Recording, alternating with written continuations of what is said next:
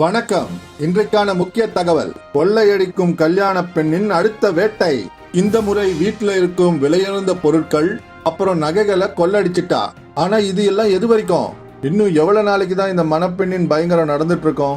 இந்த கேஸை சால்வ் பண்றதுக்காக ஸ்பெஷல் ஆபீசரை அப்பாயிண்ட் பண்ணிருக்காங்க, இன்ஸ்பெக்டர் பவானி. வாங்க அவங்க கிட்ட பேசுவோம். இன்ஸ்பெக்டர் பவானி, இந்த கொள்ளையடிக்கும் மணப்பெண் எப்ப பிடிபடுவாங்க? ரொம்ப சீக்கிரம். இன்னும் கொஞ்ச நாள்ல அந்த திருட்டு கல்யாண பொண்ணு என் கையில மாட்டுவா. கொஞ்ச நாளைக்கு அப்புறமா முகேஷ்க்கும் சீனிக்கும் கல்யாணம் நடந்தது. வீட்டுல குடும்பத்தாருங்க எல்லாரும் ரொம்ப சந்தோஷமா இருந்தாங்க. எல்லாரும் டான்ஸ் ஆடி ரொம்பவே கொண்டாடிட்டு இருந்தாங்க. அப்பதான் அந்த இடத்துக்கு ஒரு போலீஸ் ஜீப் வந்தது. அப்புறம் இந்த ஜீப்ல இருந்து இன்ஸ்பெக்டர் பவானி இறங்கினாங்க. அவங்க கூட பிரதாப்பும் இருந்தாரு. மேடம், இவதான் அந்த பொம்பளை என்கிட்ட கொள்ளை அடிச்சவ. இவதான் அந்த கவிதா. இவ என்கிட்ட இருக்கிற தங்கம் அப்புறமா விலை உயர்ந்த பொருட்களை கொள்ளை அடிச்சா. இன்ஸ்பெக்டர் பவானி ஷிம்மியோட நெத்தியில துப்பாக்கிய வச்சாங்க. கடைசியில நீ என் கையில சிக்கிட்ட. உன் விளையாட்டு முடிஞ்சு போச்சு. ஆனா மேடம், இவ எனக்கு வரப்போற மனைவி. நீ தப்பிச்சிட்ட. நல்ல வேலையா உனக்கு கல்யாணம் நடக்கல. இல்லனா இந்த மனுஷ மாதிரி நீயும் என் பின்னாடியே திரிஞ்சிருப்ப.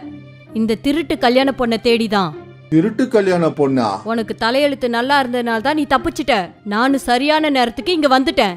இன்ஸ்பெக்டர் ஷிம்மி பவானியையும் மத்தவங்களையும் அரெஸ்ட் பண்ணி போலீஸ் ஸ்டேஷனுக்கு கூட்டிட்டு வந்தாங்க. பாக்குறதுக்கு நீ ரொம்ப அழகா தான் இருக்க. அதனால தான் இத்தனை பேர் உன் அழகுல மயங்கி மாட்டிக்கிட்டு இருந்திருக்கானுங்க. இப்ப நீயா உண்மையை சொல்றியா இல்ல நான் சொல்ல வைக்கட்டுமா? இந்த பிரதாப்ப உன் வலையில எப்படி சிக்க வச்ச? சொல்லிடுறேன். நாங்க அந்த பிரதாப்போட கிராமத்துல இருந்த போது அப்ப நாங்க அங்க இருக்கிற பெரிய பணக்காரங்களோட லிஸ்ட் எடுத்தோம். அவங்கள நாங்க பிரதாப்ப தேர்ந்தெடுத்தோம். பிரதாப்ப ஏன் தேர்ந்தெடுத்த? ஏன்னா அவன் கொஞ்சம் வழியிற பேரொளி. அழகான பொண்ணுங்களை பார்த்ததும் ரொம்ப வழிய ஆரம்பிச்சிடுவான். அப்புறம் அதுக்கப்புறம் நான் பிரதாப்ப சந்திச்சேன். நாங்க பிளான் போட்டபடி அவனோட பார்வை என் மேல விழுந்தது. அதுக்கப்புறம் அவன் என் பின்னாடியே சுத்திட்டு இருந்தான். அப்புறம் இதான் என் பிளானும். ரொம்ப புத்திசாலியா தான் இருக்க. சரி, மேல சொல்லு. அதுக்கப்புறம் என்னாச்சு? அதுக்கப்புறம் ஒரு நாள் அவன் என்ன கோவில சந்திச்சான். அப்புறம் அவன் என் கூட பேச ஆரம்பிச்சான். அவன் மெல்ல மெல்ல என்னோட வலையில விழ ஆரம்பிச்சான். அப்புறம் என்னாச்சு? அப்புறம் ஒரு நாள், கவிதா, நீ என்ன கல்யாணம் பண்ணிக்கிறியா? ஆனா ஆனா என்ன? அதாவது நான் சொன்ன மாதிரி எங்க அப்பா ஒரு ஜமீன்தாரு. அவர் நம்ம கல்யாணத்துக்கெல்லாம் ஒத்துக்க மாட்டாரு. ஒருவேளை நான் என் குடும்பத்தோட வந்து பொண்ணை கேட்டேன்னா அதுக்கப்புறம் நாம சந்திக்கிறது ரொம்ப கஷ்டமா ஆயிடும். அப்ப நாம என்னதான் பண்றது? அதுக்கு ஒரு வழிதான் இருக்கு. நம்ம எப்படியாவது தெரியாம கல்யாணம் பண்ணிக்கணும். கொஞ்ச நாளைக்கு அப்புறமா எங்க அப்பாவே இந்த கல்யாணத்துக்கு ஒத்துப்பாரு. இதுவும் சரிதான்.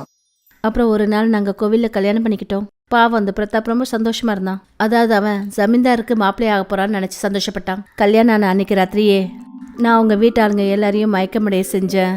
அப்புறம் வீட்டுல இருந்த எல்லா நகைகள் அப்புறம் விலையுயர்ந்த பொருட்கள் எல்லாத்தையும் எடுத்துக்கிட்டு இங்க எஸ்கேப் ஆனேன். உன்னை பார்த்தா ரொம்ப பெரிய குடும்பத்துல பிறந்தவ மாதிரி இருக்க. மேடம், என்ன வேணாலும் சொல்லுங்க, என் குடும்பத்தை பத்தி எதுவும் பேசாதீங்க. அடடடடா, உன் குடும்பத்து பேரை எடுத்தா உனக்கு கோபம் வருதா? உனக்கு உன்னோட நிஜமான பேரு கூட ஞாபகம் இருக்காது. சரியான ஏமாத்துக்காரி. என்னோட உண்மையான பேரு ஸ்ருதி. என் குடும்பம் ரொம்ப கௌரவமான குடும்பம். எங்க அப்பா அம்மா ஏழைங்க தான். ஆனா அவங்க என் மேல ரொம்ப பாசமா இருந்தாங்க. எனக்கும் கல்யாணம்னு ஒண்ணு நிச்சயமாச்சு. அப்படியா? அப்போ அங்கிருந்து தான் உன்னோட கொள்ளடிக்கிற வேலையை ஆரம்பிச்சியா? இல்ல, என்னோட கல்யாணத்துக்காக என்னோட அப்பா தன்னோட வயலையே வித்துட்டாரு. என் குடும்பம் ரொம்ப சந்தோஷமா இருந்தது. ஆனா கல்யாணத்துக்கு ஒரு நாள் முன்னாடி கல்யாண மாப்பிள்ளை இன்னும் நிறைய வரதட்சணை வேணும்னு கேட்டான். என்னோட சந்தோஷமான குடும்பம் மொத்தமும் கண்ணீர்ல முழுக ஆரம்பிச்சது. கண்ணா, நீ கவலைப்படாதம்மா. உன்னோட கல்யாணம் நிச்சயமா நடக்கும். கடைசியில எங்க அப்பாவால பணத்தை ஏற்பாடு பண்ண முடியல. அவர் விஷம் குடிச்சு தன்னோட உயிரையே விட்டுட்டாரு. அதுக்கப்புறம் அன்னையில இருந்து நான் இந்த அப்பாவியான ஸ்ருதி கொள்ள அடிக்கிறவளா மாறிட்டேன். அப்போ நீ பழிவாங்க நினைச்சிருக்க. அவனை பழி வாங்குறதுக்கு பதிலா ஒன்னும் அறியாத அப்பாவி பசங்களை எதுக்கா ஏமாத்துன? உங்களுக்கு அந்த பசங்களை பார்த்தா பாவமா இருக்கு. ஆனா என்ன பார்த்தா பாவமா இல்லல? என் மேல என்ன தப்பு இருக்கு? வரதட்சணைன்ற பேர்ல எங்க அப்பா செத்து போனாரே, அது உங்களுக்கு தெரியலையா? ஸ்ருதி, உனக்கு நடந்தது அநியாயம்தான். ஆனா அதுக்காக நீ செஞ்சதெல்லாம் சரின்னு ஒத்துக்க முடியாது. ஒரு புறம் நான் சந்தோஷப்படுறேன். அதாவது என்னால நிறைய ஏழை பொண்ணுங்க இன்னைக்கு படிக்கிறாங்க. நான் இந்த கொள்ளை அடிக்கிற பணத்துல பெண்களை படிக்க வைக்கிறேன், அவங்களுக்கு கல்யாணம் பண்ணி வைக்கிறேன். அப்போ நீ திருடர்களுக்கு ராபினுடா? ஒருத்தவங்க கிட்ட பணத்தை கொள்ளையடிச்சு இன்னொருத்தவங்களுக்கு தானம் பண்றதுக்கு? நீங்க என்ன வேணாலும் நினைச்சுக்கோங்க, ஆனா என் மனசுக்கு என்ன சரின்னு படுதோ அதைத்தான் நான் செஞ்சிட்டு இருக்கேன். இப்போ உன்னோட விளையாட்டெல்லாம் முடிஞ்சு போச்சு. மேடம், நீங்க தப்பா நினைச்சுக்கிட்டு இருக்கீங்க. நான் ஒன்றும் சிறிய துரும்பு இல்லை, நான் ரொம்ப பெரிய கதை. என்னை பத்தி தெரிஞ்சுக்கிறதுக்கு ரொம்ப டைம் எடுக்கும் மேடம். என்ன சொல்ற நீ?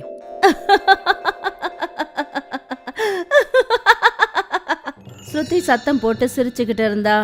அப்புறம் மொத்த போலீஸ் ஸ்டேஷனும் புகை மண்டலமா ஆயிடுச்சு. பவானி ஸ்ருதியை தேடுறதுக்கு முயற்சி பண்ணிட்டு இருந்தாங்க. ஸ்ருதி, ஸ்ருதி!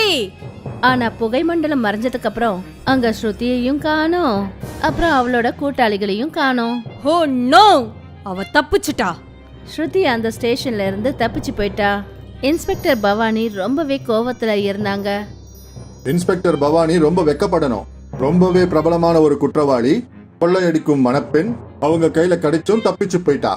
இது மொத்த போலீஸ் டிபார்ட்மெண்ட்டும் வெக்கப்பட வேண்டிய ஒரு விஷயம். இங்க ஸ்ருதி ஆசிரமத்துல சேவை பண்ணிக்கிட்டு இருந்தா. இப்ப அவளுடைய அடுத்த நோக்கம் அடுத்த வேட்டையை தேட ஆரம்பிச்சா. இப்ப நாம இதெல்லாம் நிறுத்தி ஆகணும். போலீஸும் உன்னை தேட ஆரம்பிச்சிருச்சு ஸ்ருதி. அதுக்கு என்ன, நான் இதெல்லாம் எனக்காக இல்ல, எல்லாருக்காகவும் தான் செஞ்சிட்டு இருக்கேன். போலீஸ் என்ன பிடிச்சாலும் பரவாயில்ல, ஆனா என்னால எவ்வளவு நாள் வரைக்கும் இவங்களுக்கு பாதுகாப்பு கொடுக்க முடியுமோ அது வரைக்கும் கொடுத்துக்கிட்டே இருப்பேன். சரி.